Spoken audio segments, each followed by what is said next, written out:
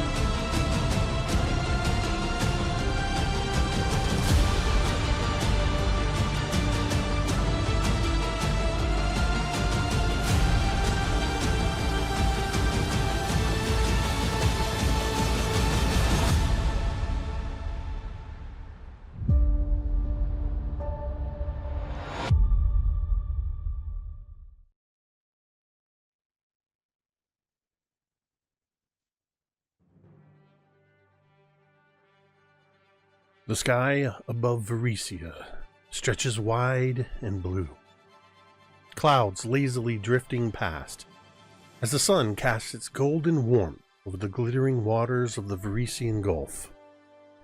Seabirds wheel and cry on the breeze, their calls echoing over the rugged coastline. Our view sweeps down toward the shore, where the cliffs give way to golden sands and tide pools glint in the sunlight. As the waves break against the rocks, we turn inland, where the town of Sandpoint rises like a hidden gem nestled in a crescent-shaped cove. Sandpoint is alive with the hum of late-morning activity. The docks are a hive of movement. Fishermen haul in their nets, overflowing with the silver shimmer of fresh-caught fish, while traders haggle over barrels of salted goods and bundles of exotic spices from faraway Magnamon. Children dart between the stalls of the bustling marketplace, laughing as they dodge grumbling merchants and stray chickens. The blacksmith's hammer rings out from his forge, its rhythmic cadence blending with the cheerful tunes of a minstrel playing a jaunty melody near the Rusty Dragon Inn. Above the streets, the town's red-tiled roofs gleam in the sunlight. Smoke drifts lazily from chimneys, carrying the scent of fresh bread, smoked fish, and the earthy tang of wood fires blending with the salty sea breeze. A pair of guards stroll the streets, their conversation light as they greet townsfolk, nods and smiles. It is a town in motion, thriving, growing, and yet grounded in a sense of community. We turn our attention northward. There, on a rise overlooking the town, stands the Sandpoint Cathedral, a structure as grand as it is welcome. Rebuilt 17 years ago after the devastating unpleasantness that claimed the old temple, the cathedral is a testament to the resilience and faith. Its stone walls rise with a quiet dignity, carved with intricate depictions of the natural world and celestial symbols. 6 spires crown its roof, each dedicated to one of the primary deities worshipped within. Abadar, the master of law and commerce; Desna, the whimsical song of the sphere; Aristil, the stalwart god of hearth and hunt; Gozra, the dual force of Golarian's mighty ocean; and Sarenrae, the ever-merciful dawnflower; and Shaylin, the goddess of beauty and love. Yet the cathedral welcomes all faiths. Its doors open to any who seek solace, guidance, or inspiration. As we drift closer, the cathedral's stained glass windows come into view, their vibrant artistry nearly glowing in the sunlight. Each window tells a story. Desna, her butterfly wings spread wide as she dances among the stars; Sarenrae's radiant form, her fiery blade cutting through darkness; Shaylin's gentle smile as she cradles a blooming rose. These windows are not merely decorative, but a celebration of faiths united through one row. We dip through the grand entrance and into the main hall. The sanctuary bathed in the kaleidoscopic light of stained glass. The air here is cool and still, carrying the faint scent of incense and beeswax intermingled with the scents of parchment and ink. At the center of this sacred space stands Abstelar Xanthus, High Priest of Sandpoint. His robes simple but pristine, his presence serene but commanding. Abstelar Xanthus exudes an air of calm authority, tempered by deep compassion. In his mid-50s, his face is weathered but kind, etched with faint lines of both laughter and sorrow. His eyes are a warm hazel, reflecting a quiet wisdom born of years of service and faith. His hair, once a rich brown, has turned mostly silver, cropped short and neat beneath simple circlet he wears, a modest emblem to his position as High Priest of Sandpoint. Xanthus's robes are unadorned yet elegant, crafted from soft white and gray fabrics that symbolize balance and unity. A small brooch shaped like a butterfly, Desna's sacred symbol, pins his mantle at his shoulder. A subtle nod to his personal devotion, the goddess of dreams and travel. Round his neck hangs a simple wooden pendant, smooth surface carved with a sunburst to honor Kaeryn, whose doctrines of healing and redemption deeply resonate with known philosophy. Though he is not tall, Xanthus carries himself with a quiet dignity that makes him seem larger than life. His voice is steady and clear, capable of commanding attention in a crowd, yet gentle enough to soothe the grieving soul.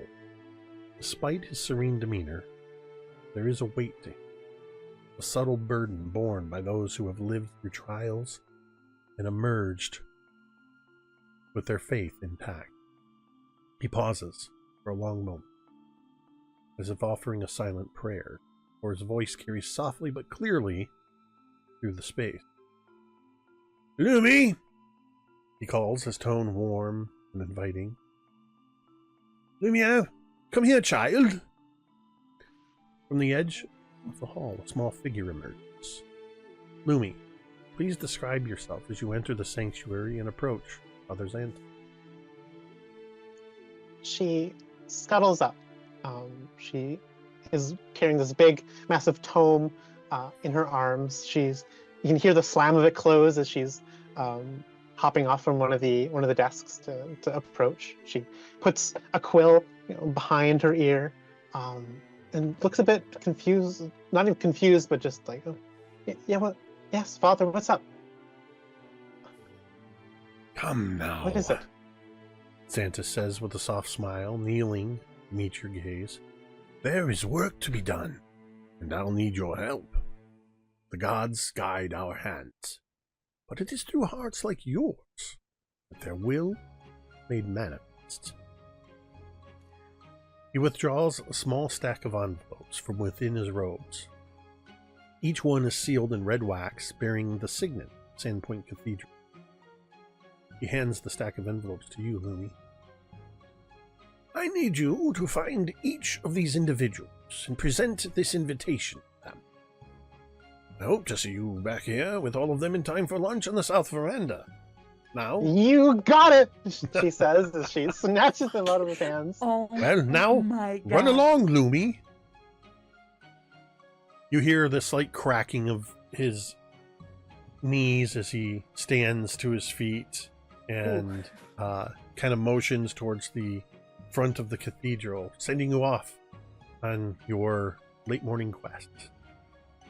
Lumi, you have been given a stack of 5 on. As you look down at, what is the first name on the envelope? You can either have me choose, you can roll a die, or you can choose. I'll let you choose the first one. I'm gonna roll. I like the dice to determine this. Because there are... Alright, I know what I'm gonna roll here. I can find the right die. Okay.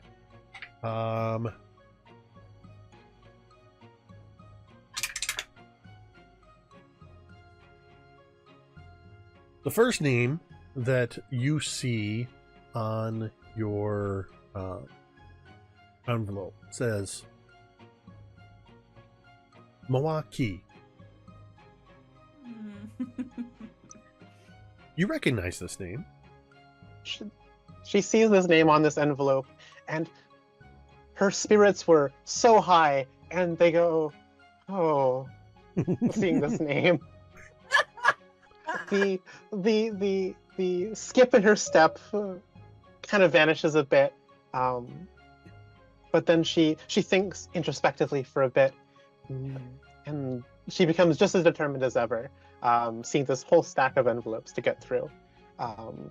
She strides out the front door of this cathedral. The heavy tome that she was just fixing up in the crook of her arm, she realizes that she's taking this book with her. She goes, snipper snappers, and scampers back to put the book back on the shelf and races back out the front door. As you race back out the door, we see this sort of top-down view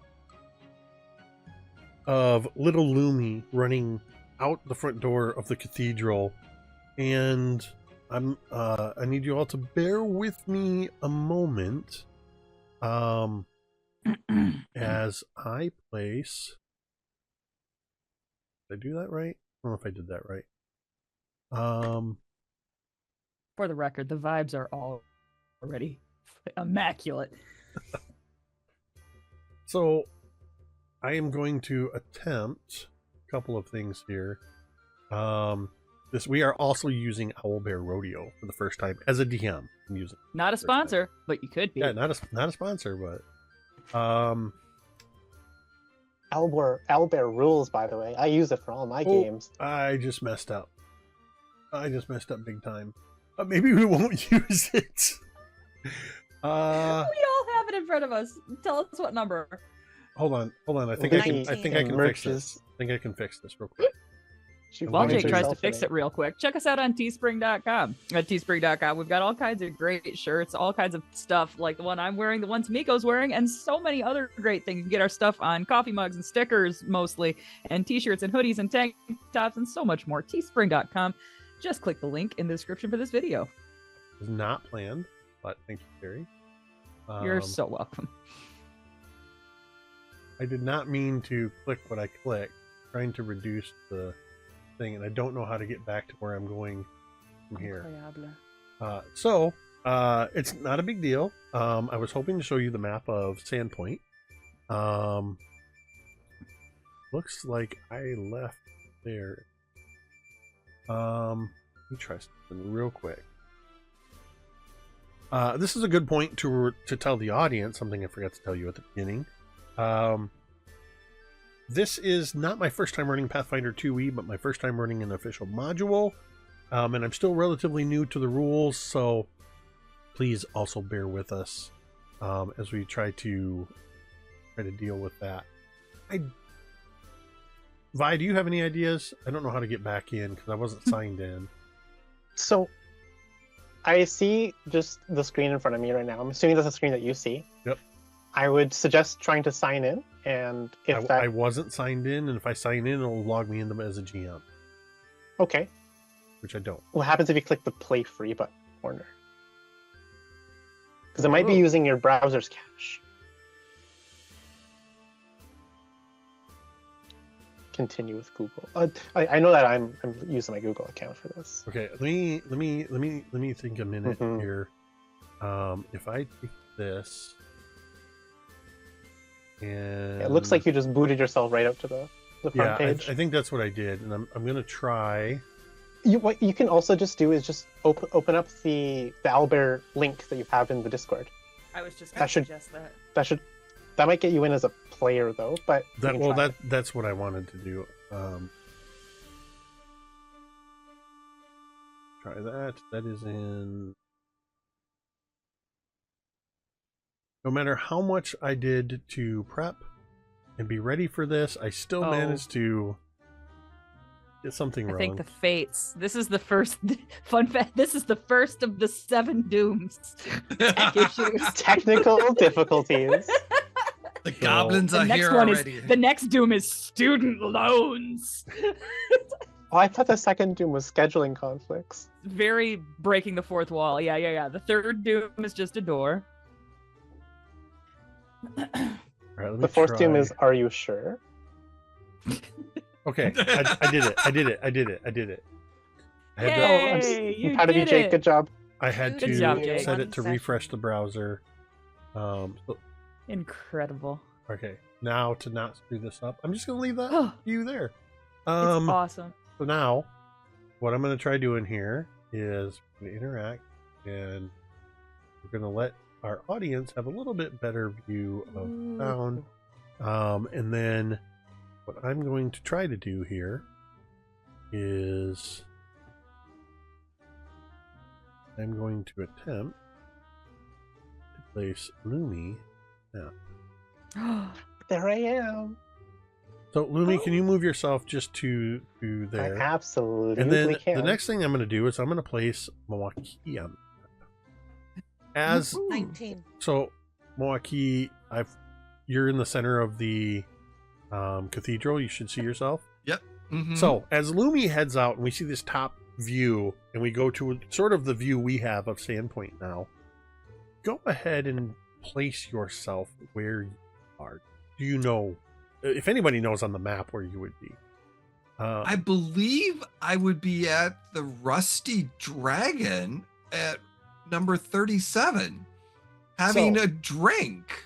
And I feel like Lumi, based on your reaction, you were pretty confident you know exactly where to find.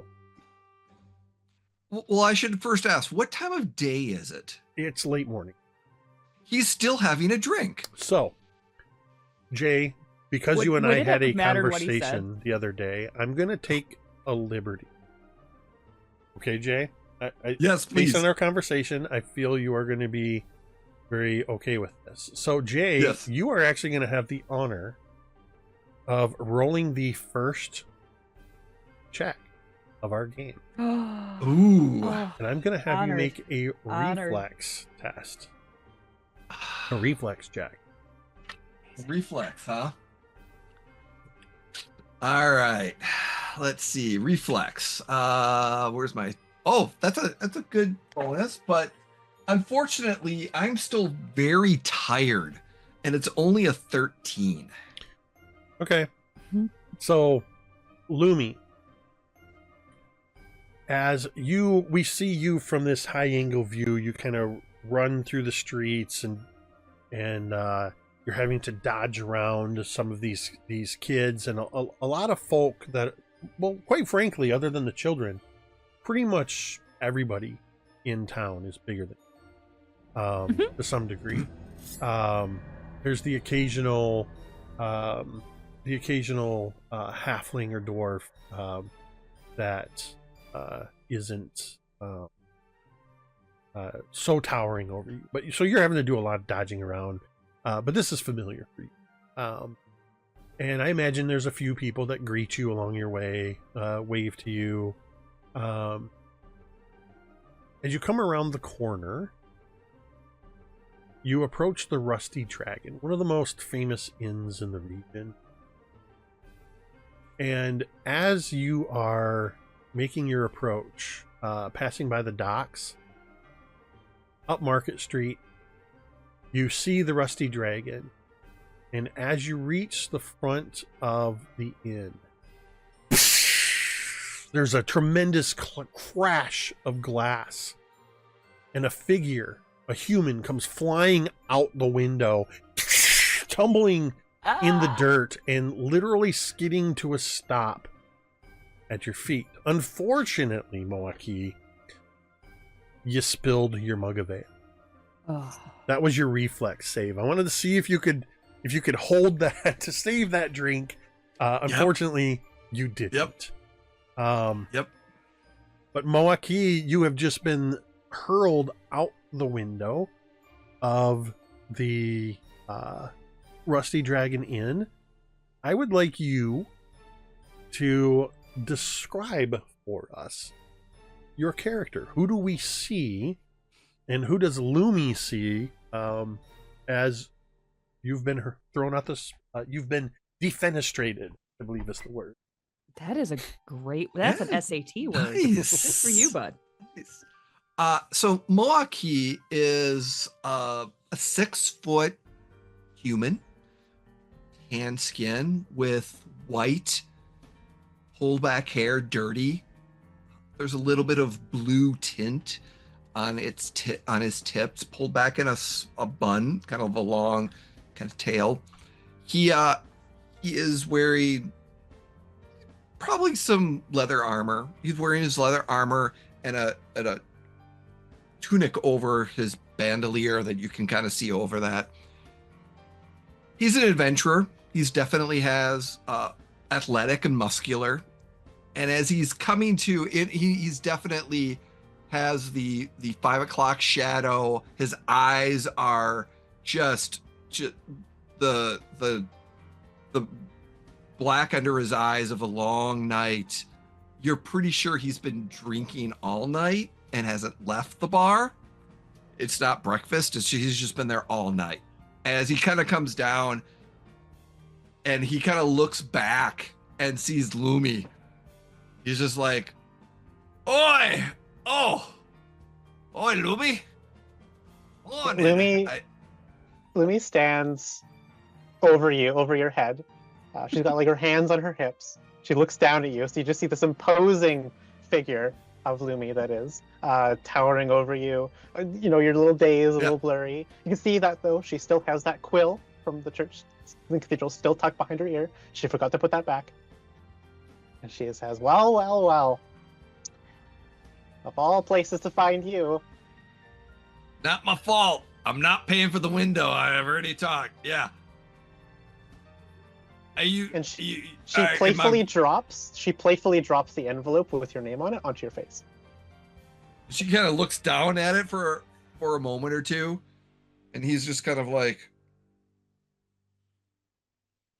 I figured, and just kind of looks back at her, looks back down at this. All right.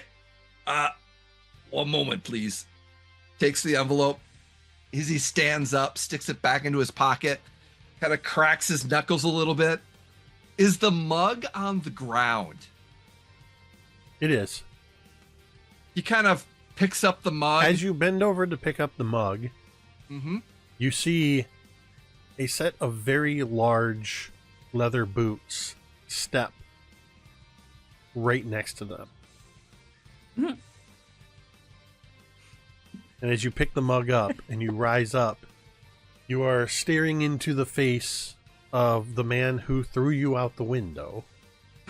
A large, muscular human who is probably a good 4 or 5 inches shorter than you, but he's probably got about 60 pounds on you. 60 pounds of muscle.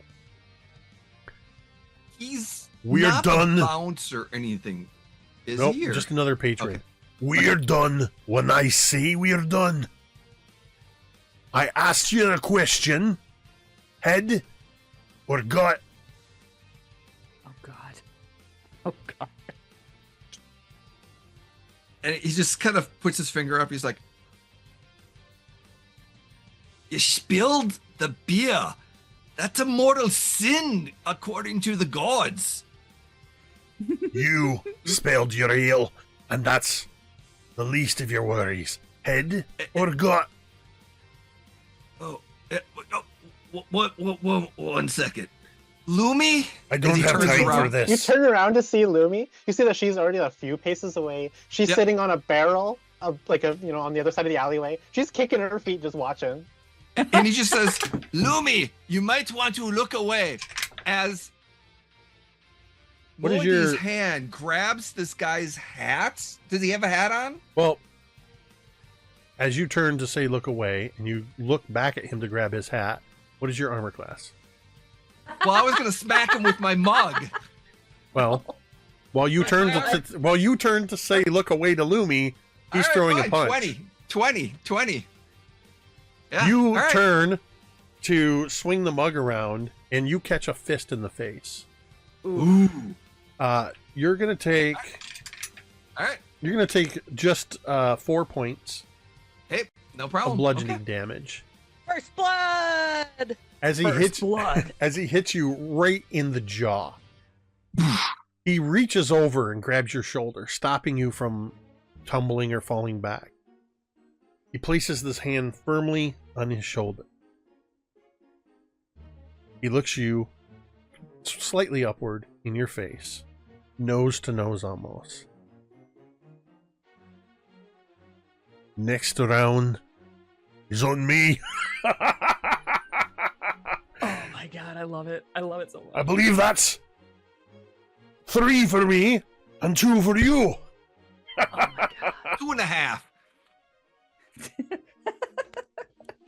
That's a short joke. Yeah, it is. Next time, I'll get you again. All right. Yeah. Hey, since you won, you get to cover the tab, right? Or at least replace the window, because that's not my fault that time. Yeah. I'll take care of it. Yeah, she's gonna be pissed. This man is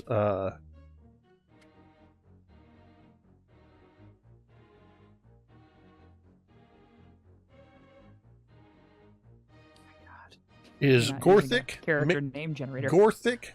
My character name generator is literally my pencil and writing whatever comes out. Incredible.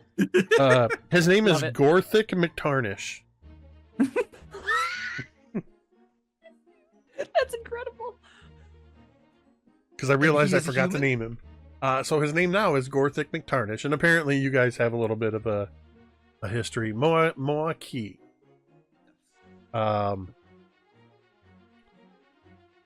You have your envelope.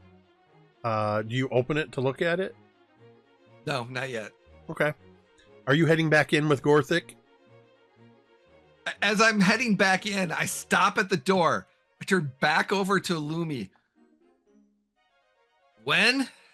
As I kind of put my hand on the envelope. When? Special delivery for Moa'Kee from Father Xantus. Is there? Do I need to open it now, or is it something for later? I think you know the answer to that question. Shh. Remind me when you're done delivering, I think. All right. Or am I the last one? No. She jumps off the barrel and kind of waves the wad of like 4 more of them or whatever it was. And Gorthic looks over at you, Lumi, and says, "Don't worry. If he's having a little trouble reading, I'll help him." And he claps Moa'Kee on the shoulder and starts to lead him back into the Rusty Dragon. Now, I feel that before we determine who's next on the list, it's important to ask, is there anybody else at the Rusty Dragon? Okay. Not I. It is one of the most popular spots in town, so I thought we better clear It's that also up. 9 Most of us a.m. aren't day And drinkers. some of us. I would say, yeah, I would say Breakfast. it's sort of, it's interesting that you say 9 a.m. is late morning. We're going to find out a little bit about people. Right. 9 a.m. never is dream kind of of early drinking in the mid-morning morning. for me. I'm thinking it's like 10, 11-ish. Oh. Okay. So, anyway, Lumi, you have more envelopes in your stack. Mhm. Who is the next she looks name? she looks at the next name. Well, as she's like striding away from the Rusty Dragon, she's like shaking her head disapprovingly, so that we all know that she doesn't really condone what's happening here, but nonetheless, she strides along, and a little whistly tune she catches from probably some of the dock workers. She kind of hears it, and she'll whistle out a little bit. She thumbs and looks at the wad, and we'll see that the next one is Millie. With that, I will add Drop me on the map, Jake. Millie on the map. I'm going to place you here, but Millie, you can Unfortunately, Lumi's got a hike because Millie is up at the White Deer Inn, which is where she stays most of the time, as she doesn't have a permanent residence. I think Lumi sees this. We see her look up, uphill, all the way over there where she needs to go. Look back down again. Look back up again, and her ears just like fall a little bit, realizing she has to go all the way back over town again. But this doesn't stop her. This doesn't stop her. The strut in her step, and she'll continue along through the streets. She'll like duck and weave through people, and each time that this happens, she's like, "Hi, hello there, good morning. Oh, how's it been? I was just gonna ask, do people like know Lumi? Like, is she getting absolutely, like, absolutely? Oh, like, I think everyone in town knows who Lumi is. Something that we are seeing as Lumi runs through town, and this time the camera sort of follows Lumi, almost like a third-person perspective game. We're staying sort of slightly behind and over Lumi's shoulder. You're noticing that Lumi stands out in that she is the only kobold you know of in town. By that very nature alone, coupled with the fact that Lumi is essentially an acolyte of the cathedral, or at least a child of the cathedral, is frequently seen running errands for Father Xantus throughout town. So there's maybe an occasional person that doesn't say good morning, but that's the closest that Lumi catches to there's no hint of anybody like being angry that Lumi's running past or anything like that. Lumi's a delight. Lumi is a goddamn delight. In fact, as Lumi runs past, somebody's out sweeping the front of their front stoop, and they just kind of lean on the broom and watch as Lumi runs by, and just turns to their partner and goes, "That Lumi's just a delight." They get the little anime red cheeks smile. I run past like the baker's place, and I snatch a pastry off of like his tray, and then she like flicks a coin in his direction, and she Here goes the baker with his tray, like always. I was gonna say, if this was a musical, there would definitely be a musical number right now. Oh, she's singing. She's absolutely singing. She's humming some tune.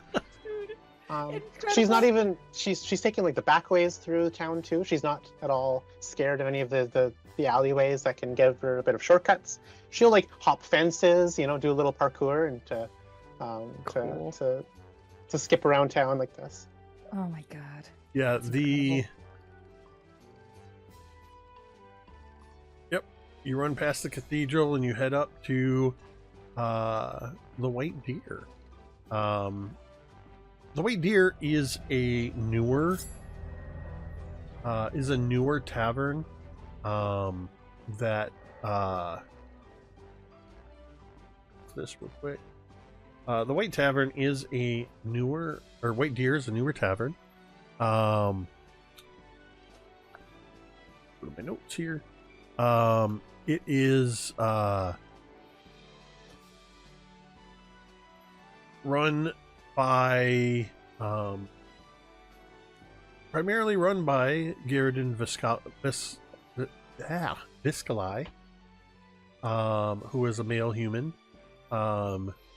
But you do know somebody else here. As you enter into the White Deer, I would like Tamiko, tell us what we see inside the White Deer, and the sight that Lumi is greeted with, and what you look like. I imagine that Lumi comes in through the front entrance, and what is it? And once you walk through, there's like a homey little entrance way, right? Like when you walk into an into an inn initially. There's probably a little desk off to one side. There's a bar off to the other side. There's the assortment of tables, the stairs going up, etc. And I imagine Lumi runs to the bar and sees Kaeryn there and asks and says that she is looking for me, and Kaeryn's wiping out a mug or something and just like, oh, and points a thumb towards the door that goes into the kitchens. And when Lumi goes through the door into the kitchens, she sees a short-ish, probably about 5 feet, not a whole lot taller than Lumi, really, but tall enough that Lumi still has to look up. 5-footish, older woman, middle-aged, definitely a middle-aged woman. And she is at the butcher block, kneading out some dough. She's kneading out the dough and whatnot, and she's kind of like muttering to herself, gotta knead it out, get it going, 'cause we want it to be good, but not too hard and rough. And well, hello, Lumi. Yeah, you'll see Lumi in the doorway. She's like peeking in. Her hands are like behind her back. She's like, I don't mean to intrude. I think I know a good girl who wants a cookie. Oh my god. I've got a job. I'm on the job, however. Okay. I won't tell Father Xantus if you don't. What kind of cookie is it? Your favorite. My favorite? Oatmeal. I don't know that that's her oatmeal, but she just assumes that oatmeal's everybody's favorite. People sleep on a good oatmeal cookie, man. And she starts wiping her hands on this apron, but she's missing a bit and also getting flour and whatnot on her dress. And what is it? She also has flour, and there are bits of dough in her blondish hair that's pulled back. And what is it? She's got a big smile. She doesn't dress fancy. And she wipes her brow, leaving more flour across her face. Oh, now where did the cookies go? Oh, here they are. They're pretty fresh. I made them only a few hours ago. She eyes them. She She eyes them a little guiltily, and she like, okay, well, this is for me and this is for you. And she hands out the letter to you, and she realizes like your really, really floured hand, and she goes, I'm actually gonna put this here, I think. And she like looks at the counter where she's about to put it on, and that countertop is also covered in flour. And she's like, here. Hold on, Lumi. Let me get a new towel. Oh, Caden's balls! I'm getting flour everywhere. And she goes and grabs a towel and starts cleaning her hands off. My goodness, what a disaster I'm making! And a letter for right Miss around Millie. that time, a very large, fluffy cat comes around the table and starts rubbing up against your legs, and it looks up at probably you my and entire goes, torso, like, oh yeah. rest of my body. He looks up at you and goes, because he's got the meow of like a 50-year-old smoker. He just took a drink. A vivid description. Monte Cristo, leave Lumi alone, for Pete's sake. Its name is Monte Cristo. You can see that she's taken a little bit aback. She's like holding the cookie up so the cat can't get it. She thinks that maybe the cat is trying to steal her cookie. Or the envelope. She's like, no, these aren't for you. This one's for me and this one's for Mrs. Millie. Oh, here, let me see what you brought me, dear. She like takes a bite of the cookie and Oh, look at that calligraphy. This from Father Xantus. She opens the envelope and takes a look Inside, what do I see, Jake? Inside is just a few words in Father Xanthus's very neat, practiced handwriting. He has very intricate handwriting, the practice hand of a scribe, the cathedral. And the note has a couple, like just a brief personal introduction to you. Millie, I do hope that you can join me and some others at the Sandpoint Cathedral at 1 p.m. For a brief luncheon and a request is the summary of what's in there. But there's a little bit of a personal touch to it. Oh, how nice. What a nice invitation. And then she looks up at Lumi and goes, oh my, is this today? Her like ears perk at invitation. She's like, she'll actually like peek, step on her tiptoes and like peek around your arm to read hands the you letter. Like, I didn't know. Across it has a watermark that says top secret. NDA. Uh-oh. Oh, well, shit. And she, By like, opening she whispers to you, opening this letter, you agree to the terms of the NDA. Oh she whispers to my. you, I think that's today. Oh my, this is today. Oh, Lumi, here, my love. Have another cookie.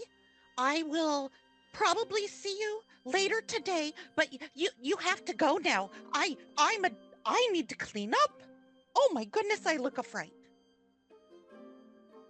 And she'll take the cookie that you like push onto her. And as you like turn your back, she like looks around and she'll reach out and snatch another one. Another one for the road, and she'll immediately like chomping on one of the cookie in one hand, thumbing through the envelopes in the other. She'll look at the next name on the envelope. And Jake, who is it next? Before we do that, real quick, can I get somebody to roll me a D8, re-rolling an 8? Dibs. 6.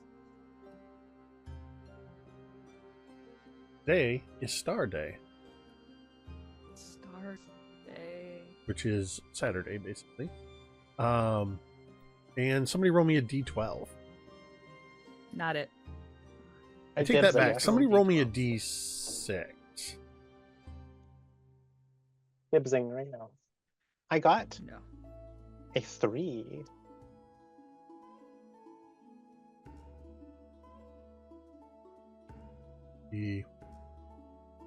It is Desnus, the 5th month. So Late spring, yeah. Early Yep. summer. late spring, early summer on a Saturday morning. I will solidify that information for you guys, or note takers, as I attempt to keep track of the calendar. The next name on the list is going to be Velynia. She thumbs through and she like stops chewing her cookie when she sees his name. And then she like, where am I gonna find her? As she thinks to herself, probably out loud. Cari, where are you gonna put Velynia? I hate to break it to you, but Velynia is probably at the docks where you like could have thrown a baseball from where you initially started your journey this morning. I love that it's playing out this way. I love that Lumi's having to run back and forth. So, Cari, I've added Velynia. Velynia's currently up by the old light. Amazing. By Junk Beach. Hold on. Yeah. Amazing. Okay, here we go. We're moving. We're going down here. Okay. Oh yeah. So down at number 46 is where you will find Velynia. Way down. Way down there. Yeah. When you eventually make it back, you will find Velynia, she's kind of just like, doesn't look as like ready to rock and roll as in her character art here. Once again, thank you, Lunchbox. She's in kind of her like more like casuals. She's just kind of like in a kind of a loose fitting shirt. It's black, and then she's got some like gray pants, black boots, and she's just kind of seems like she's relaxing. She's sitting kind of on a crate on one of these docks, like out like on the water. And she is drinking out of a cup, like a tin kind of cup. And you would know that this is kind of the time in the late morning, early afternoon that Velynia just kind of takes to just relax. And she's just kind of like looking out at the water and kind of watching the hustle and bustle around the docks.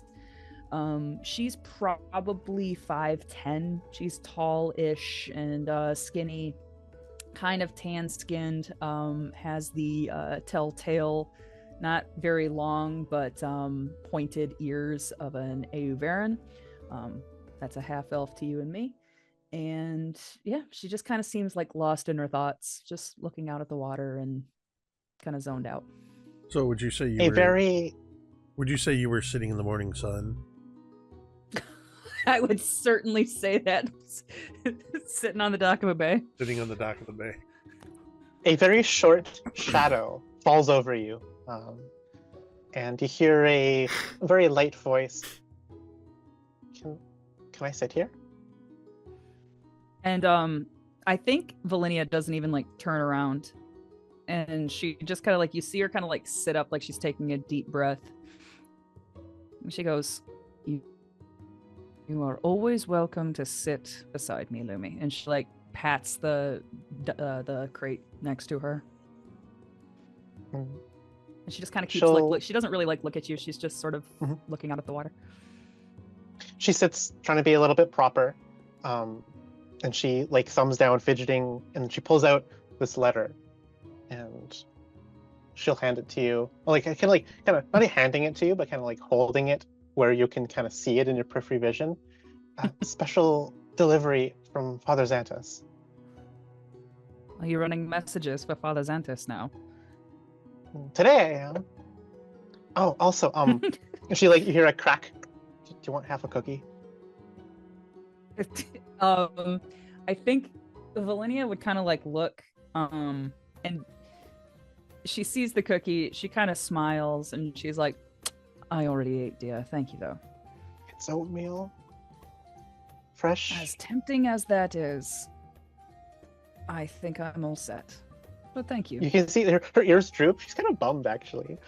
She'll put the two halves of the cookie back in her little satchel. And I think you like see a flash as Velynia cuts open this letter, and she like slices this like wax seal cleanly, which is kind of hard to do with a wax seal. It kind of tends to like be crumbly and sort of weird, but it's just and it's cut cleanly. And she just kind of like opens it, and she doesn't seem to mind that you're sitting there. She doesn't like hide it from you. She just kind of like sits there and like reads it casually, and she still has this cup in her one hand, and it's coffee. You can tell now that you're sitting closer. And she's just kind of reading. And does mine say essentially the same thing, Jake? Yes and no. Yours dispenses with the pleasantries. And sort of gets right to business. It reads more like a standard invitation, not through any sort of perceived slight on Father Xantus's part. But Father Xantus knows that you're kind of a, or no at least nonsense. let me rephrase that. His perception of you has always been, dispense with the pleasantries. Don't waste time with idle talk. And so that's reflected in your invitation, but essentially says the same thing.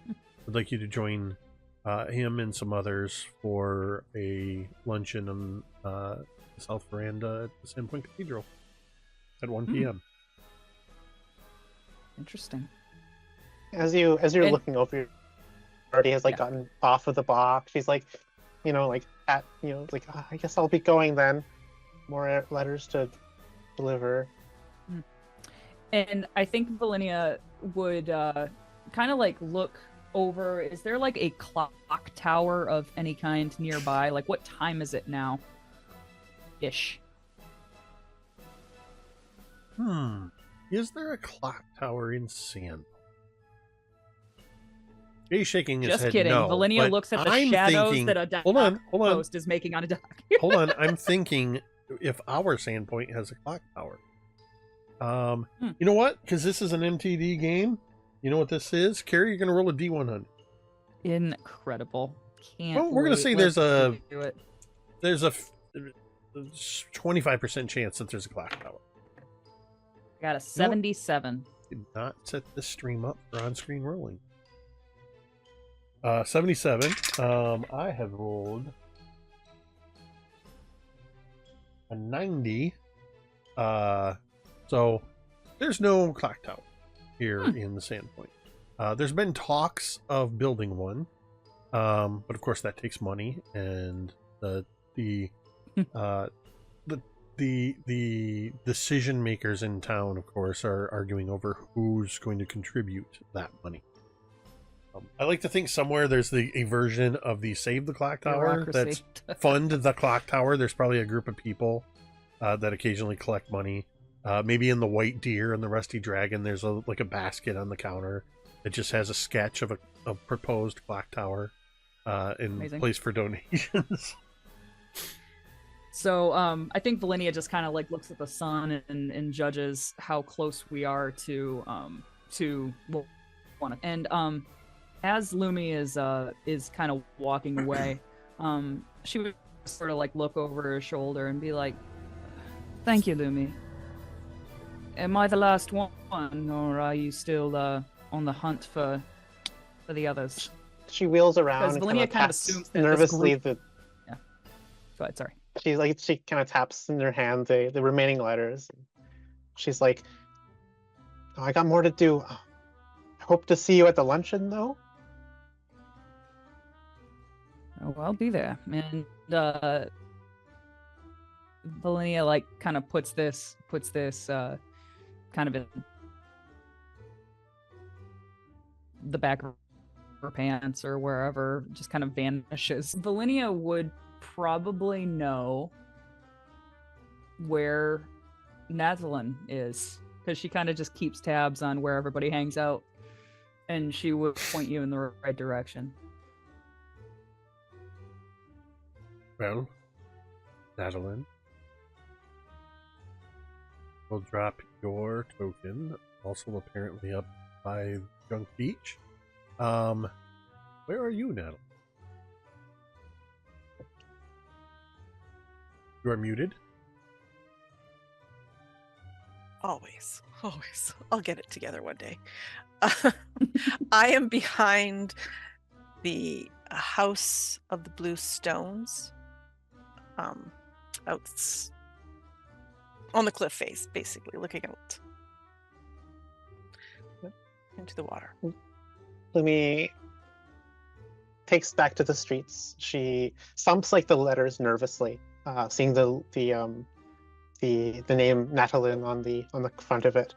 She's muttering to herself, "You biffed it. Why did you offer her a cookie? You know she doesn't like cookies." Stupid.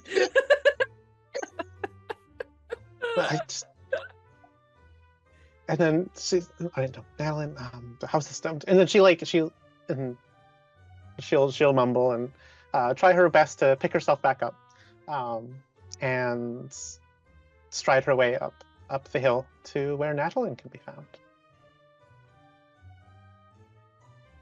The House of Bluestone is on Glass Street. It's a peaceful retreat in the middle of town, where people go to relax, meditate, or research the collection of rare tomes. Lumi, I got to imagine that you are familiar with the House of Bluestones for that reason, if no other, because they do have a collection of tomes that are not, though there is some overlap. there's very little overlap in the collections between the House of Blue Stones and the cathedral. And I imagine as you enter the House of Blue Stones, you would see a few people in states of meditation. Some people are off in a side area, sort of practicing what looks like a kata of sorts. But you can see sort of through an open a window or an open back door. You can see out to the sea, to the backyard of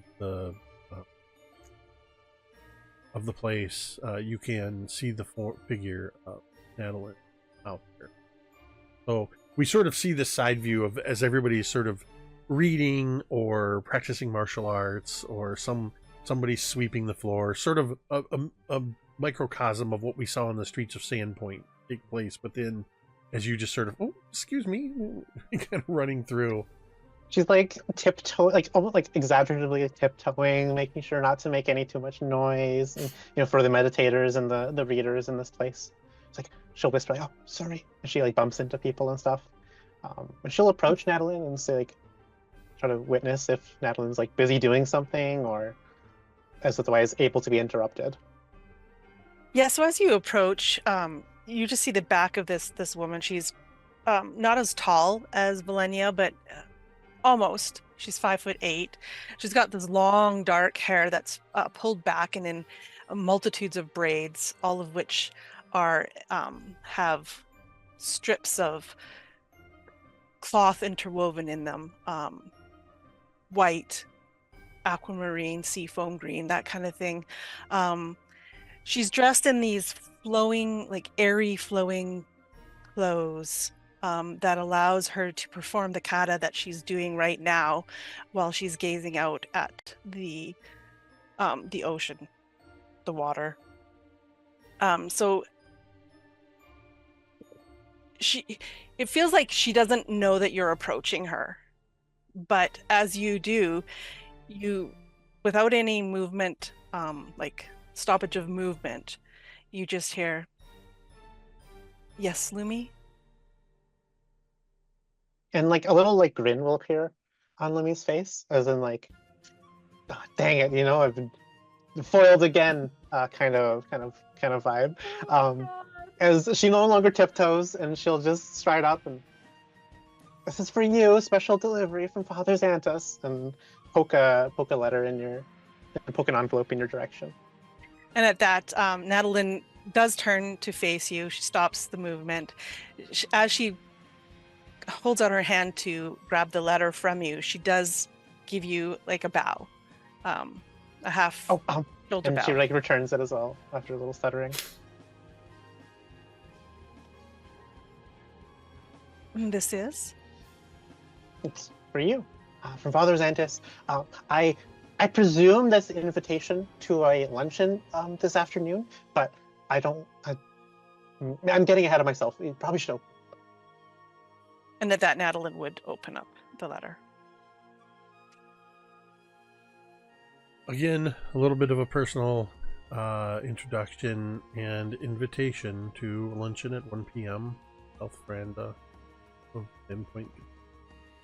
Natalin says, "Hey girl, hey," at the very beginning. It's much more Hey, personal. bestie. What's up, girl? It's been forever. Get this, bitch. There's a luncheon coming. Like, what you doing? You open it up and it just says nom nom nom 1 p.m. Father Xantus. Luncheon tonight, Queen? Eyeball emoji? Yeah. I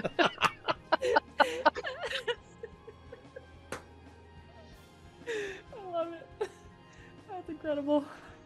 Oh my god, my face hurts.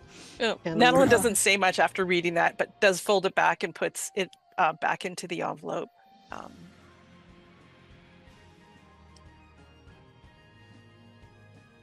And then I think she just looks at you. She just stares at you again. Louis kind of like looks around, like, "Well, that'll be it. I've got one more to deliver. As you say that, Lumi, you look down, and on the last invitation, you see in Father Xanthus's neat handwriting, Lumiere Xanthus. She looks down at this. What is this? I think she'll just like sit cross-legged right there on the ground next to you, Natalin, and she's gonna like with a little claw, she's gonna unhook the wax seal and pop it open. She's like muttering and shaking her head the whole time, like, "Oh, he didn't have to do this. He could have just told me. And why didn't I open this one first?" There's a bunch of things that she mutters out of her mouth. You wanted to make it an event. She unfolds the letter, kind of tisking and muttering a little grumpily the whole time. As you open the letter and you see Father Xanthus's greeting, you see something along the lines of, "If I know you, and I like to think that I do, you probably saved this one for last." I did. That Lumi says out loud. yeah. But it's also in the same style of the others. Father Xanthus is inviting you to the luncheon as a guest. I'm a guest at this luncheon. The only time I thought I was gonna have more chores to do to set it up. The only time Xanthus has ever done something, he's never given you a formal invitation like this. But the only time he's ever sort of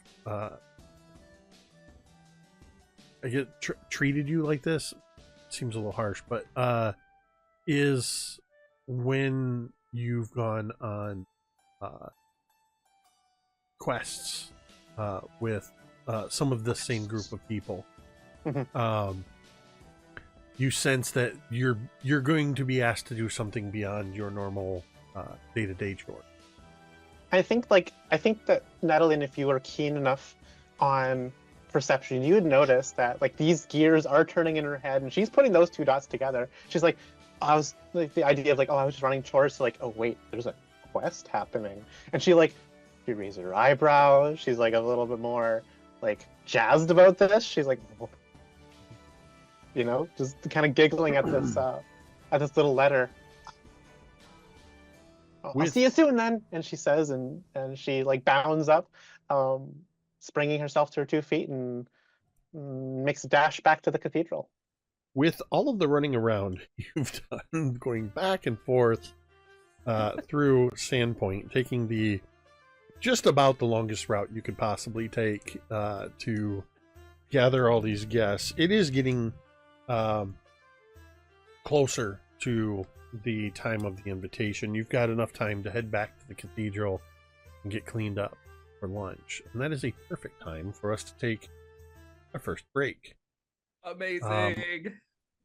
We're going to go ahead and take about a 10-minute break, and when we get back, we will see what Father Xanthus has in store for all of you.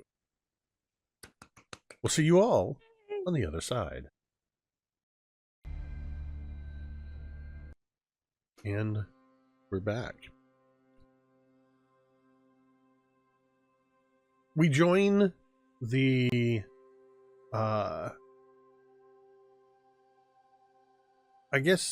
we join Father Xanthus and Lumi on the south veranda.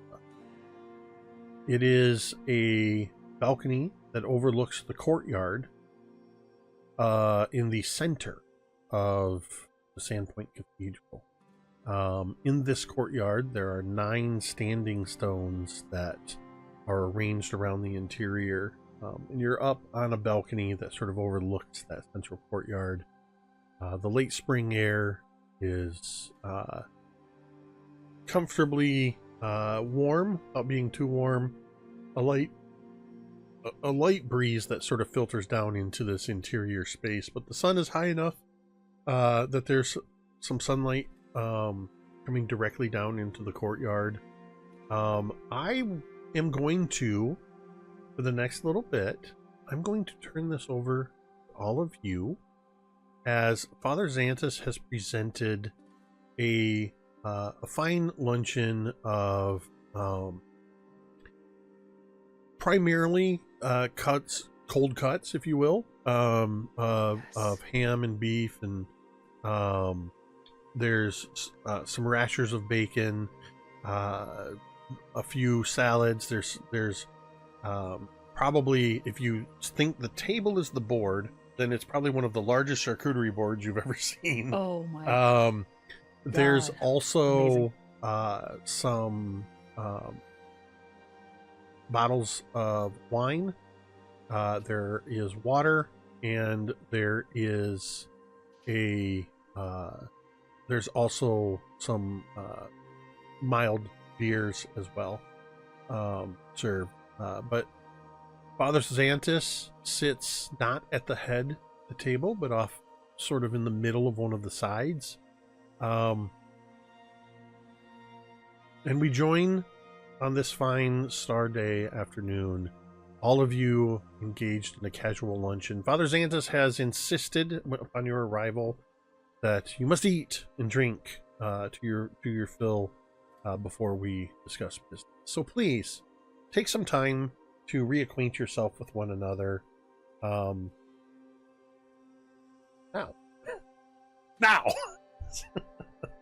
This was a worse transition. Action. I think like Lumi will be like opening the door, like greeting, I guess, everyone as they come in. Since she was there first, and she's like all, you know, prim and proper, and she's like, "Oh, Miss Millie, I'm so glad you're a long time no see." And Millie was there 5 to 10 minutes early because you can't be late because that's bad manners. Oh, absolutely. You've got a good head on your shoulders.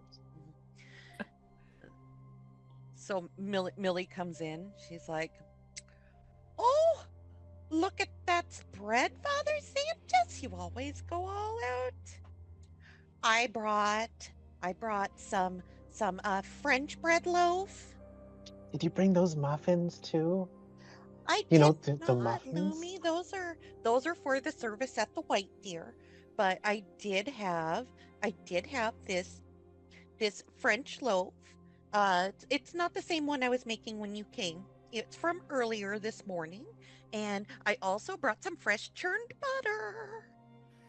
Mary, God. if you keep bringing me bread, I'm going to have my robes adjusted to a larger size. "Don't be crazy, Father Xantus. Look at you. You're wasting away. A few more slices of bread won't hurt you." You're a woman after my own heart. As he leans over without any further prompting needed and slices the first few pieces. He doesn't just slice them off for himself, though. He takes the loaf, cuts it in half, and cuts at least enough for one slice per person, and then slathers butter all over it. Takes the first big bite, and of course there's butter all in his mustache. As he got a little something. leans back.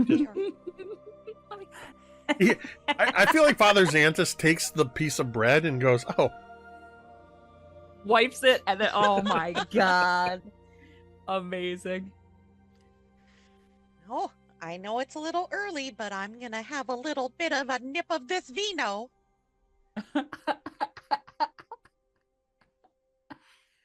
I imagine Velynia would be the next to arrive.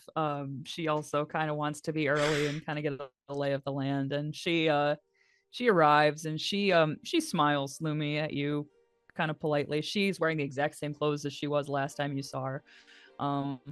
And she comes in and she sees this gigantic charcuterie, and she kind of like, her eyes kind of like get a little bit wide. Like we've received summonses from this guy before, but this is kind of like above and beyond.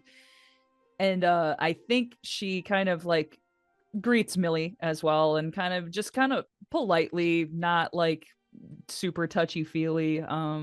But then she does see that you brought churned butter, and she looks at you and she's like, Millie, feel free to be honest. Is that yours? Did you bring that? Is that your homemade churned butter? Of course it is, dear. Enjoy it. Enjoy. It doesn't look like you've been eating enough lately. And her eyes like lock on this churned butter and fresh bread, and she just like, yes, I'll be sure to have some of that. If you'll excuse me. And she kind of like makes a beeline for the table. Like if there is a weakness she has in the culinary department, it's fresh butter and specifically Millie's bread. And so she would go over there and help herself to a slice and just kind of like seem at peace. Like when she takes a bite, she like kind of like goes to another place because this shit is cosmic. And I think she just kind of like comes back to you probably, Millie, and kind of continues to make small talk. How have you been? What have you been doing with yourself, etc. Moa'Kee shows up about 4 or 5 minutes early. He knows this is a job-ish potential invitation. There's food, so he's not going to be late. And as he kind of comes in, he sees Lumi. He's like, smiles. Thanks again. And just keeps walking. Yeah. Mm-hmm. And gets in there, sees the spread, goes up to Father. Father, thank you for the invitation. It's been thank you for the spread. Appreciate. Please, do not hesitate. Eat until you are full. And then have another few bites. Thank you. He looks over at the ale and just kind of goes, yep, and pours himself a drink. Hair of the dog. And makes a nice platter. I would Looks lean into over. Millie and I'd be like, well, if there's food, we know Moa'Kee is going to be in time. I would say that to Millie. Well, that's true. Oh, and she sizes up Moa'Kee while he's sitting there pouring his beer and piling food onto a plate, probably. Moa'Kee, look at you. Your clothes are all dusty. What happened to you? Went through a window. Well, At least he's not shy about it. whose window? The Rusty Dragons again. Oh my heavens. Yeah, it wasn't my fault. Didn't they just fix this one from last time? Yeah, but it was McTarnish's fault this time. So he's paying for it. Bethana's going to be beside herself, probably having to replace it again this quickly. Well, I think she's got the mending wand under the counter now. So That was probably a very good investment on her part. And Yeah. she eyes you, one eyebrow raised. it's not, I'm not. Yeah. Okay. Cheers. Not my fault this time, but anyways, good to see you both again. And Velynia would just kind of like nod and kind of like roll her eyes. She doesn't have much use for Moa'Kee's shenanigans. And he just kind of sits down and starts eating and enjoying. And what you will notice, he does not drink right away, which is different because, yeah, you realize he's still on the night. And he's looking very, very tired. So.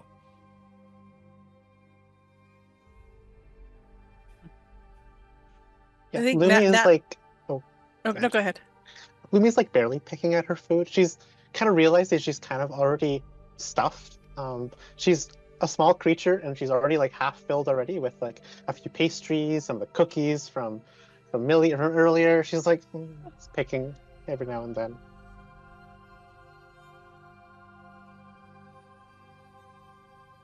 almost on the time exactly. Natalin will be coming from deeper within the cathedral, not from the outside, but she's as if she's already been here, which might be surprising to Lumi because you left her at the cliffside and you raced here, yet she seems to have already been here. But she just kind of walks out from the back. You can kind of tell she's come from the shrine that would have been dedicated to Gosray, that area. And she just kind of walks out and then kind of goes straight up to Father, gives him, like the head bow, and says, thank you for inviting us here. You are always welcome. In the Sandpoint Cathedral, of course, but you are always welcome at my table. And I think she would look around knowing this is about the time that we're all supposed to be here, and then seeing the other four and no one else. She's like, is this... And she's indicating like the spread of food all for us? I should have known, with your group in particular, that food could only satiate you so far before your curiosity would get the better of you. I suppose you would like to know why it is that I have asked you all here today.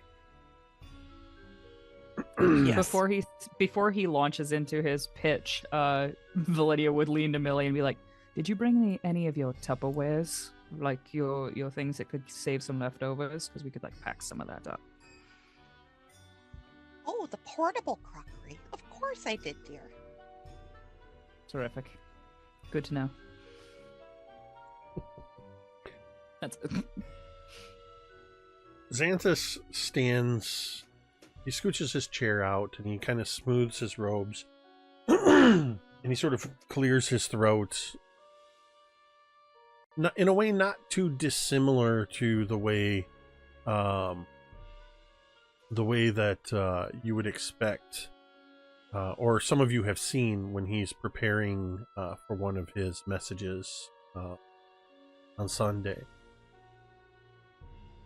Except you see in this moment that there's a low voice. And you see that his tone has shifted a little. He takes a deep breath and lets it out. You see his shoulders sag. And you see a bit of a mask follow. And you realize that you can see most of the 50 plus years of age suddenly weighing heavily on it. My friends, I thank you for heeding my summons and gathering here today. I must ask of you, it's no small thing. But before you decide, you deserve to know the full story, one that weighs heavily on my heart and on the soul of Sandpoint itself. This is not just the tale of our town's past. It is confessions of its sins. Mine as well. As many of you know, Sandpoint was founded nearly 6 decades ago by 4 families. The Kaijitsus, Voldemars, the Skarnettis, and the Devers, who sought to build a new life along the Lost Coast. Yet, even at its inception, our community stumbled. Land we chose as our home was already sacred to the Varisians, people who had long used the cove as a waypoint in their travels. Negotiations were made, but tensions ran deep. Those tensions spilled over into blood when Alamon Skarnetti and his kin attempted a cowardly act of slaughter, deception. They blamed goblins for their attack, but the truth came to light. The Sandpoint's dream teetered the edge of ruin. It was Alma Dever, With her words and her wisdom, we brokered peace. The Varisians were given a share of our profits, and Desna's name was enshrined in our cathedral. Peace was bought. The scars of those early days ran deep, and on these, prejudice, mistrust, never truly faded. I tell you this because the same undercurrent of ignorance, cruelty, that stained Sandpoint's foundation would rise again, with tragic consequences. Xantus pauses behind you, Lumi, his hands gripping the back of your chair, as if he's steadying himself against the weight of his own words. In 4684, a child was left on the steps of our cathedral. Noalia, we called her. She was a foundling, beautiful and otherworldly, a celestial heritage clear in her every feature. We saw her as a blessing, a gift from Desna herself. What should have been a gift became instead a curse. The townsfolk, with their superstitions and selfish desires, burdened her with impossible expectations. They whispered that her touch could heal, her hair held magic, her very presence could drive away darkness.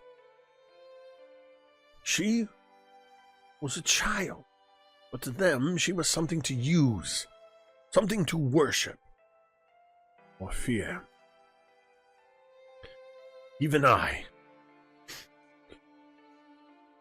in my youth and ignorance, failed her. I stood by as she was treated like a relic, a vessel, something less than human.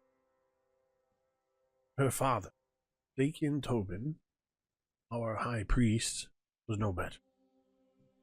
He sought to control her, to preserve her purity for his own ambition. He planned to send her to a convent offered her without ever asking her what she wanted. When she came of age, her spirit was already fragile.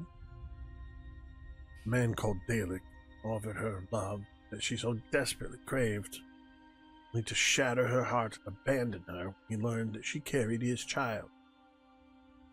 And Zakian, instead of comforting, he condemned her. He locked her away, lectured her, and suffocated what little hope she had left.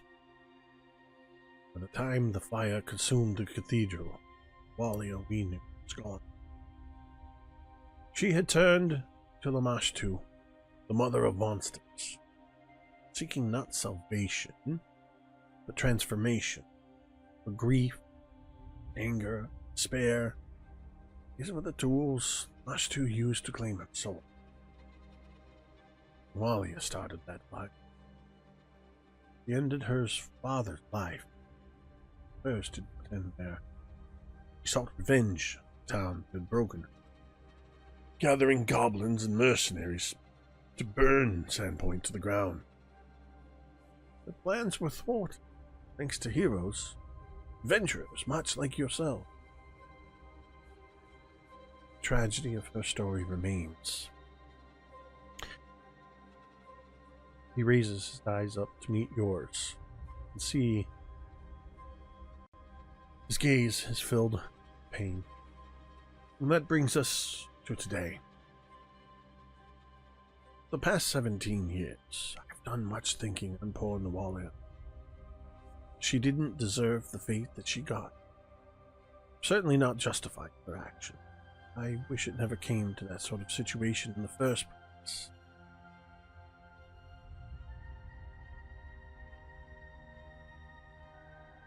Though I was but acolyte, Father Tobin, there's no excuse.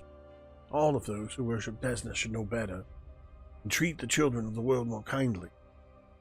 My predecessor's failure to be a father figure is in part what caused Nawalia's fall.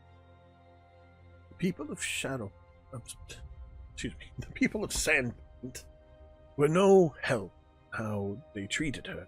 Something less than human, something fit only to soften fear, something to jealously covet. See, Wally was not born a monster. We made her into one. I see that. I was too blind to see it then. And so, I must ask your help. Not just for me, but for her. After her defeat, the least I could do was to see to it she got a proper burial here in town. Some folks blanched at the idea. I'm glad that most of us were more understanding and forgiving. Only, I feel like it's not enough. Alia needs to know we've forgiven her. She needs to know that I have forgiven her. She doesn't deserve an afterlife of torment. Her life was torment enough. I've only spoken of this with one other. A friend named Odrani. Wally has been dead for nearly 2 decades. The time does not pass the same for the dead as it does for the living. Odrani knows a ritual that can put us in contact with the spirits of the dead, and in her latest letter she told me she's willing to perform this ritual here when next she visits, but I can offer Nualia my apology. I do not know if that will be enough to help her or stave off an afterlife of torment, but do know that if nothing is done, Sandpoint will have failed her yet again. Here, where the complication comes in. In order for Odrani's ritual to succeed, you need a physical link to Nualia's soul. 10 years. Any of her belongings long gone now, which leaves only her mortal remains. As loath as I was to exhume her body, it's necessary to the ritual, giving her my forgiveness. But he opened her grave, made an awful discovery. The coffin was empty, tunneled into from below, so that when we reached it, the whole grave caved in. And Nather and I were fortunate enough to escape without much harm, but now there's a hole where her grave used to be. A hole that leads to an underground tunnel below the Velynia.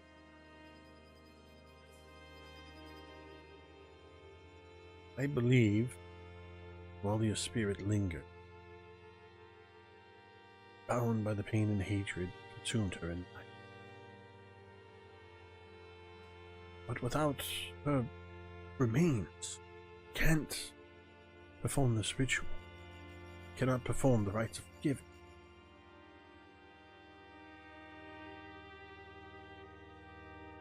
This is where I'm hoping you will come in. I would ask all of you, each of you, and you see he gives you, Lumi, even a sad smile. I would ask you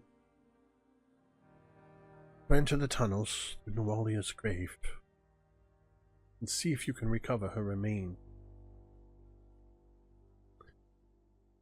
He falls silent, the weight of his plea hanging in the air, the prayer unspoken.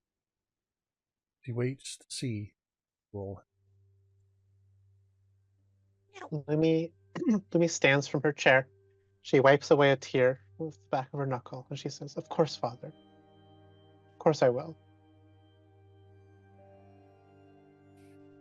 For a seance, I've been to a seance before back in Magnamar. It was quite an ordeal. For a seance, do you require all of the remains or just some of the remains? Well, by the very definition of remains, it is that which remains of her physical body. So, whatever it is you can find, Odrani seems confident it would be enough.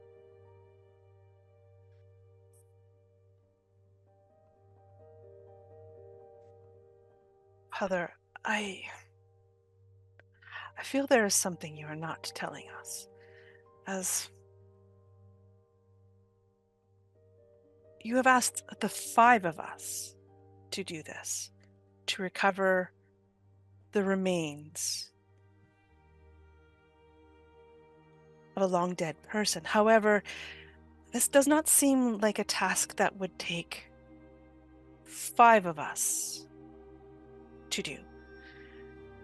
So what is there that you are not telling us?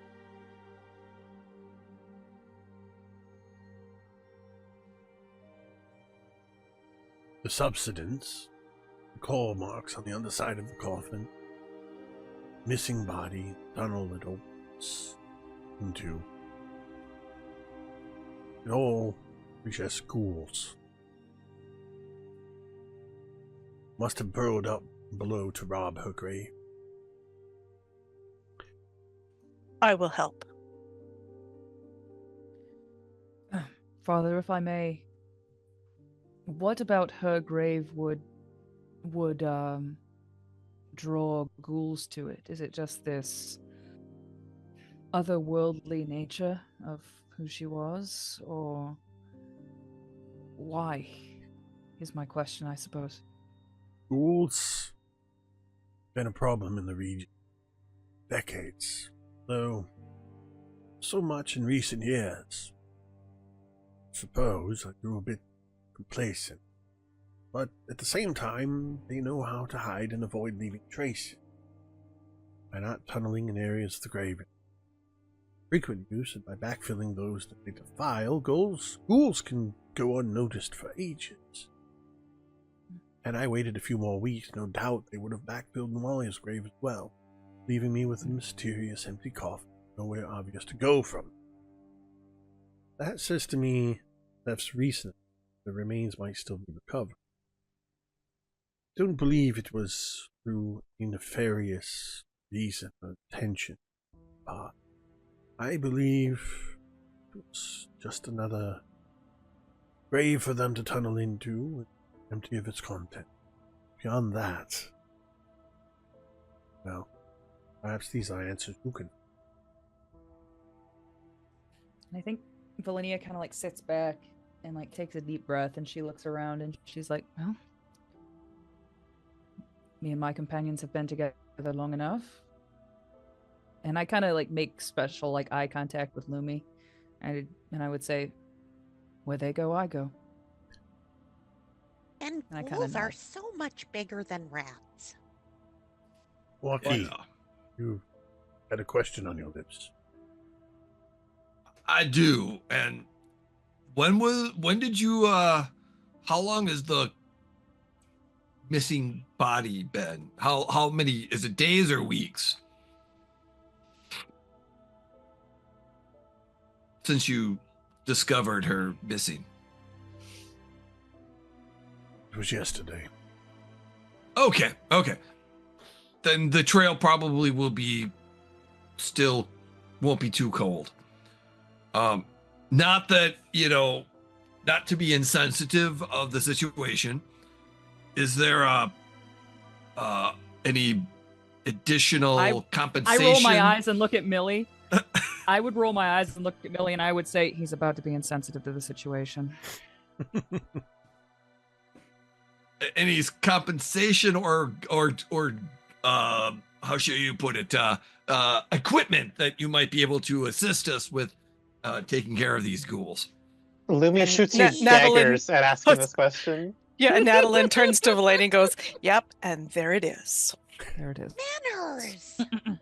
No, he Trying to kinda- be respect. He kind of looks around at all of you and your Wait, just reactions to Moa'Kee, and he says, "Nope, Moa'Kee brings a relevant point. I have summoned you here as friends, but also as adventurers. I am not asking you to do this simply out of the goodness of your heart or some sense of devotion to me. I am hiring you for your skills. You have a good reputation here at Sandpoint. There is a reason I have selected the 5. Yes, I will compensate you all. First, Any healing or magical support that I can provide, I will provide, at no cost. Additionally, you will each receive 75 gold pieces. Oh my god. Velynia is pretty unflappable as a general rule, and I think you hear her kind of like, like kind of almost choke on a bite of food. 75 is quite a lot of cabbage for the church, man.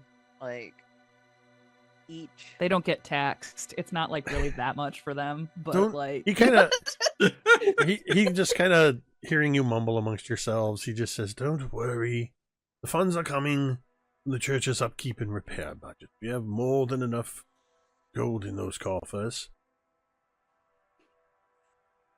and we have dedicated patrons that will refill those vacancies in no time at all." Lumi, Jake, would you fetch my I'm so valise? sorry. Could I ask one... Yes. Could I ask one quick question? I'm so sorry. Is this typically about what he would pay us for our work in the past? Xanthus or hasn't is this hired more? you. Is Xanthus himself has not hired you in the past. But okay. In the spirit of, if I'm reading between the lines, in the economy of Pathfinder and Sandpoint, 75 gold pieces each is a pretty good sized chunk of change. Mm-hmm.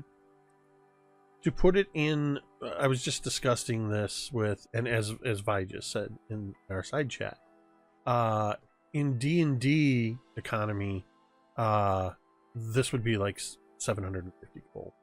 The economy is roughly 10 times, or 1/10 of what D&D's economy is in 5e. So 75 gold pieces is it's fair compensation.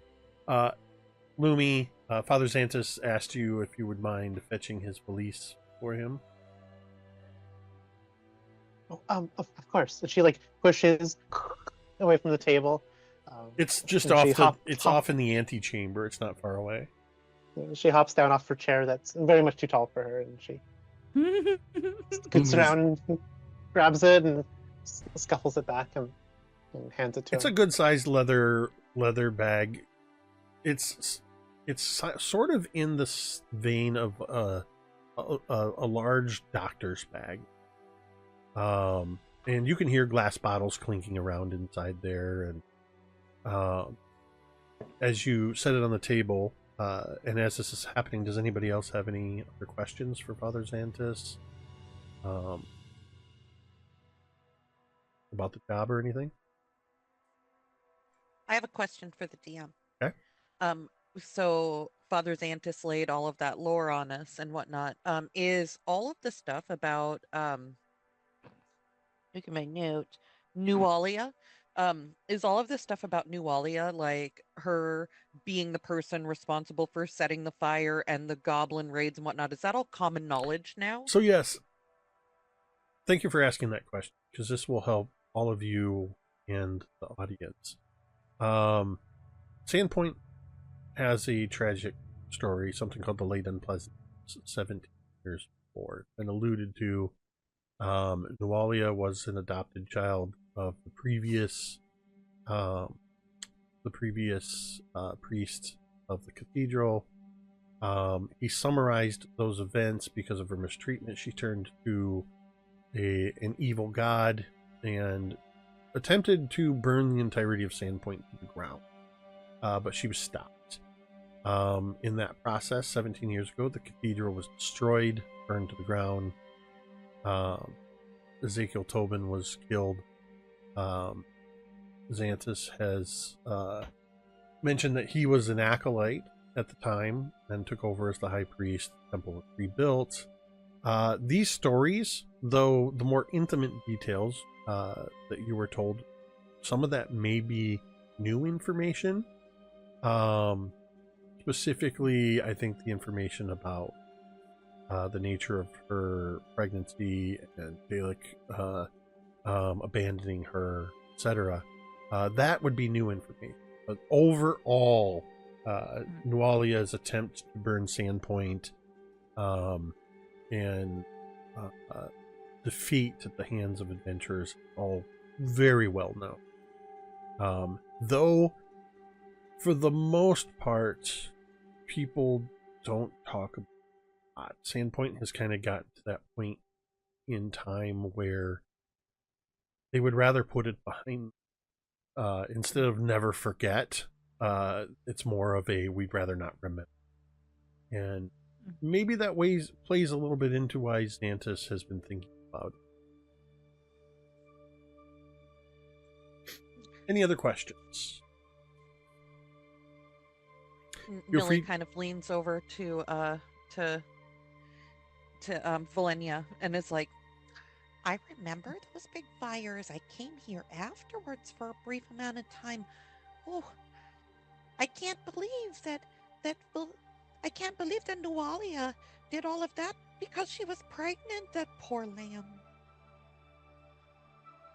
And I think Velynia would shrug, and she would just say, I mean, I've heard about the unpleasantness. I didn't know all the details, other than what I've gathered over the years, which honestly hasn't been much. That was a much more detailed retelling than I've heard. It's tragic.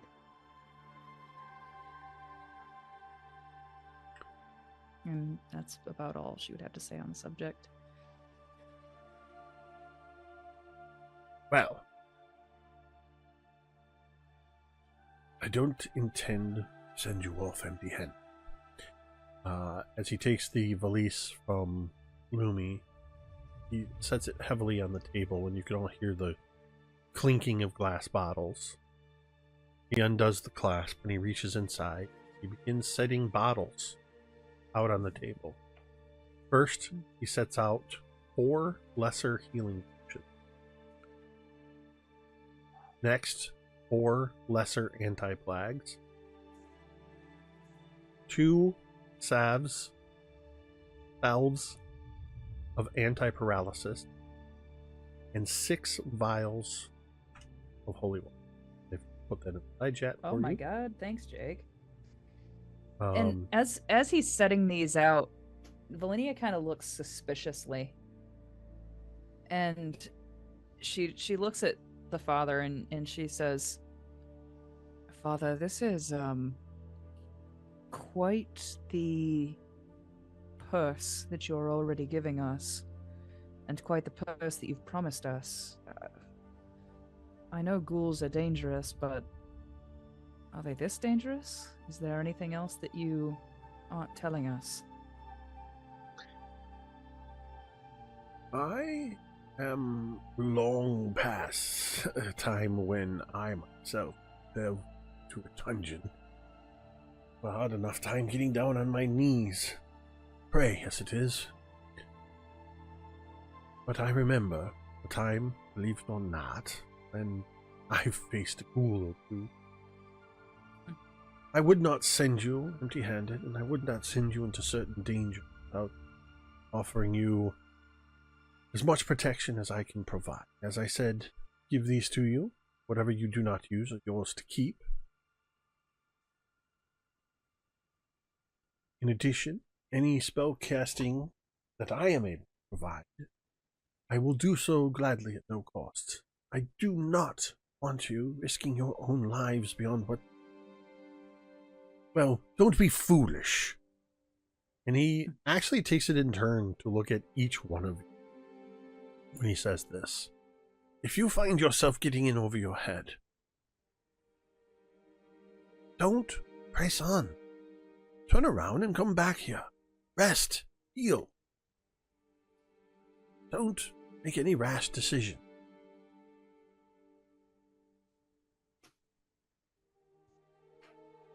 That said, this is an important task. Even if Sandpoint doesn't know the full extent which I am going to secure their future, I will know, and that's what matters. He looks up. There are still many hours left in the day. Let me show you where. Then you can do what you need to prepare before you delve below. Jake, Yes. GM question. Yes. During this time, Moa's wondering what his knowledge or recall knowledge of ghouls are. Like the paralysis, is it a bite, is it a claw, or weaknesses and or resistances? Would a recall knowledge religions? Give me one quick second as I hit the necessary buttons. And yeah.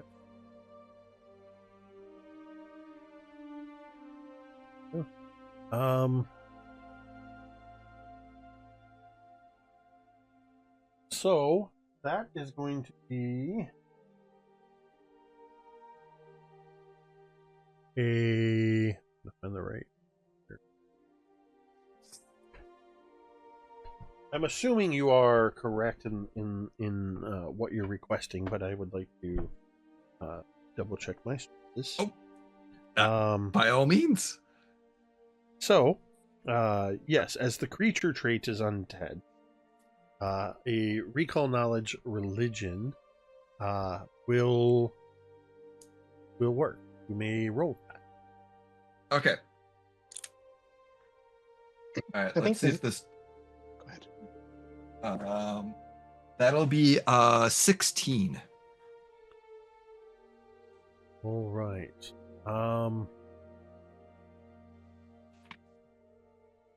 So, in the interest of not bogging things down right now, make a note, somebody, that you have passed that. And when you do actually delve in, I will provide you with what you have learned. Perfect. I need to... Ghoul is not... Ghoul is sort of a creature family. And I want to make sure I'm giving you the proper amount of information. Not giving too much either. So... No problem. With that... just make a note that you have a success and remind me at the start of next session. Will do. Or preferably before that. Any other questions from anybody as Father Xantus? I think that Lumi would also rack her brain about ghouls, seeing the potions being laid out. Yeah. No shade to you, Jay, but I'm going to try and fish for a critical success, perhaps. Sure. Yeah. Go for it. Oh, absolutely. If you get it, Jay will take personal offense. Yeah, so I have a special feature, which is esoteric lore, which I can use for creatures of any type, amongst other things. So I'll be using that ability skill check. Giving myself a 24 on the roll. Okay. So a 24 is not a critical success. Okay. So just to clarify, in Pathfinder 2e, a roll of 10 or higher above the number is a critical success. So that is a success, but not a critical. That said, one of the slight things that I do when it comes to recall knowledge, this is sort of a holdover from D&D stuff as well, is I use a tiered system. So the higher you roll, the more you know. So while Moa'Kee will be able to remember some very basic things about ghouls, you will probably learn one or two additional above that.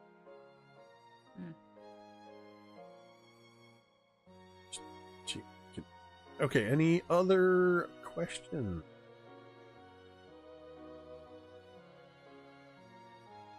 As you are being led, or as Father Xantus stands up and bids you to follow him,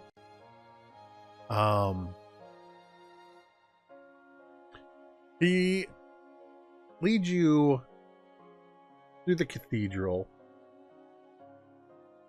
Father Xantus moves with purpose, but not with great speed.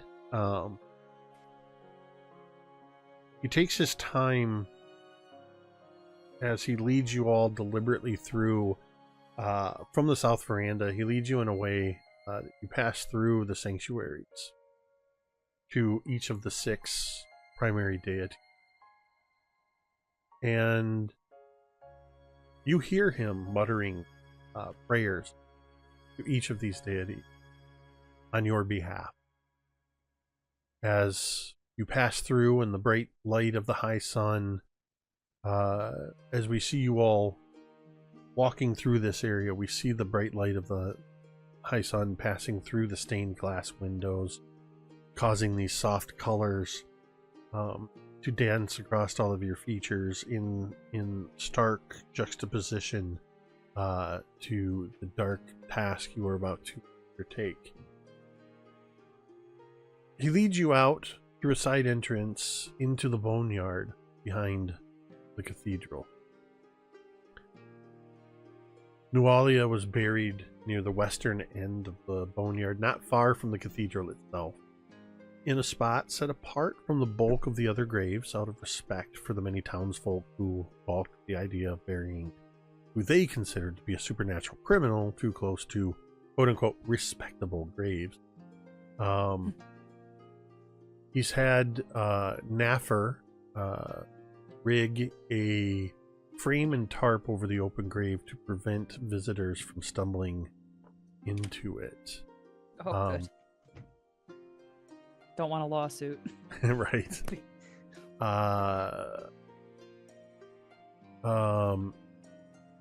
Naffer is a human man. He is a cleric of Sarenrae. And he is the caretaker of the boneyard. Of course, Lumi, you know Naffer quite well. In my mind, Naffer, I don't know why, Naffer looks like Uncle Fester from the Addams Family. He's like, but he's a quiet but very kind of no nonsense. He sticks to the work that he does. He seems to love his work, and is otherwise pretty quiet. Especially in this case, you see that he has a sort of solemn respect for the open grave. His robes, in contrast to Father Xanthus's, are in a almost permanent state of dinginess due to the nature of digging graves, and you can see the still freshly overturned earth next to this grave. You see where this tarpaulin has been rigged over top of it, and the framework. And he kind of stands off to one side, kind of leaning on a shovel, as he nods at Father Xanthus, and he gives you a wan smile, Lumi. At the edge of the grave, Father Xanthus looks at all of you, says, "I have every confidence you will be able to undertake this small task without any great misfortune. I would ask you once again, not take any unnecessary risks. Your safety is paramount here. That said, I give you my full support,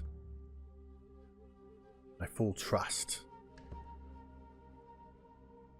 As you all stand around this grave, this entrance, the camera once again moves into an overhead view of the boneyard, an overhead view of what to any other observer might look like a graveside service taking place. And in contrast to the quiet solemnity of this moment, the camera moves out across Sandpoint, where we hear the laughter of the children, the clanging of the blacksmith's hammer, the bartering of merchants, the docks.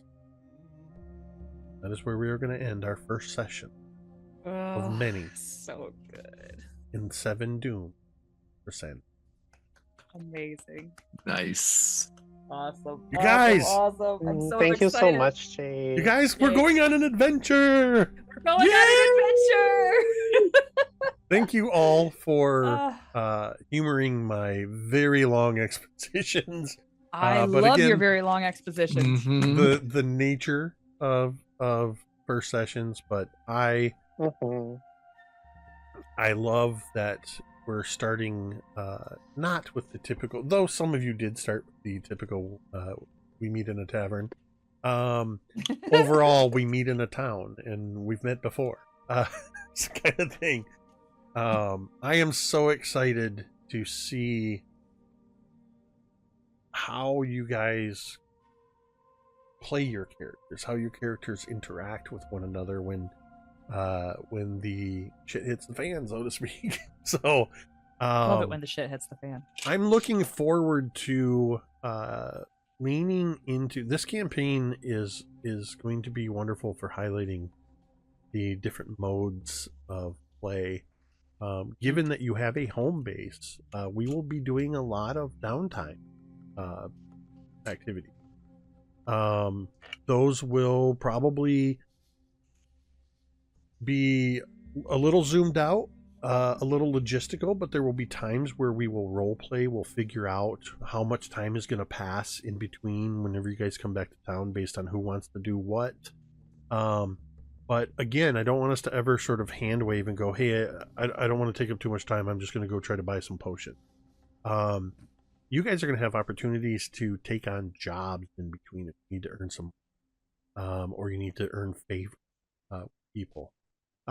There are, you as your players would know this, and it hasn't come into play yet, but there are factions, known factions in town, from the townsfolk to the town watch to the mercantile league, to some slightly less scrupulous organizations.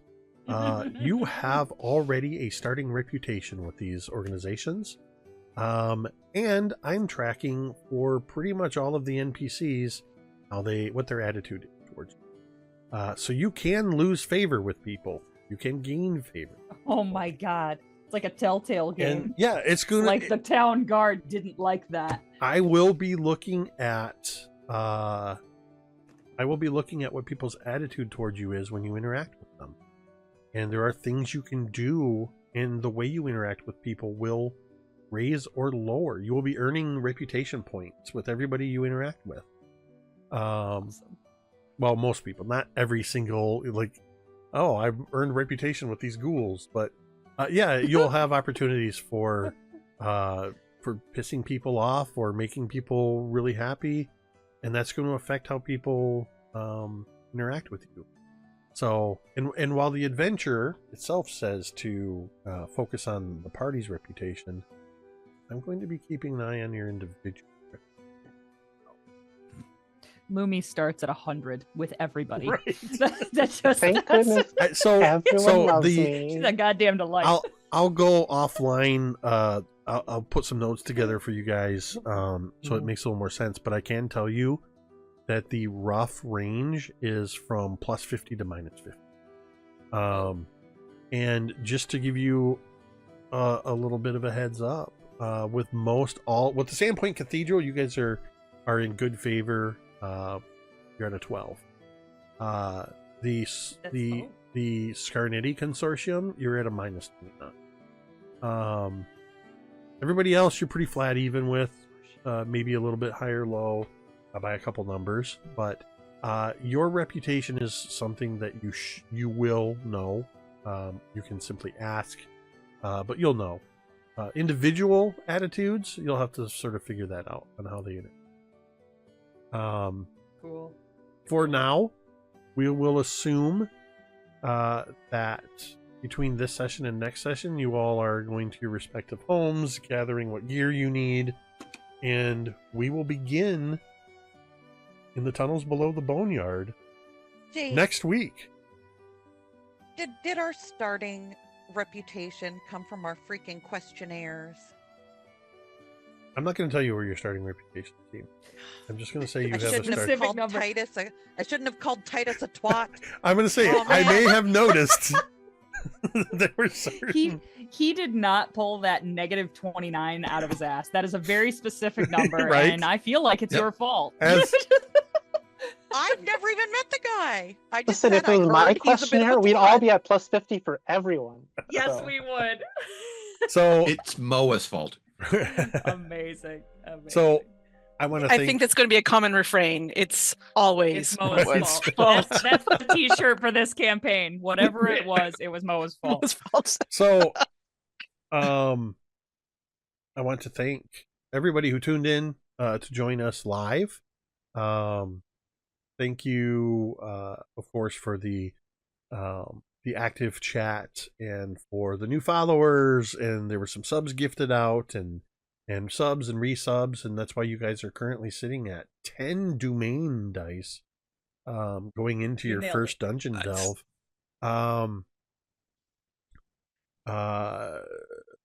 I want to call out to say thank you if you're somebody that likes to lurk quietly in the background, or if you're watching later with us on the VOD.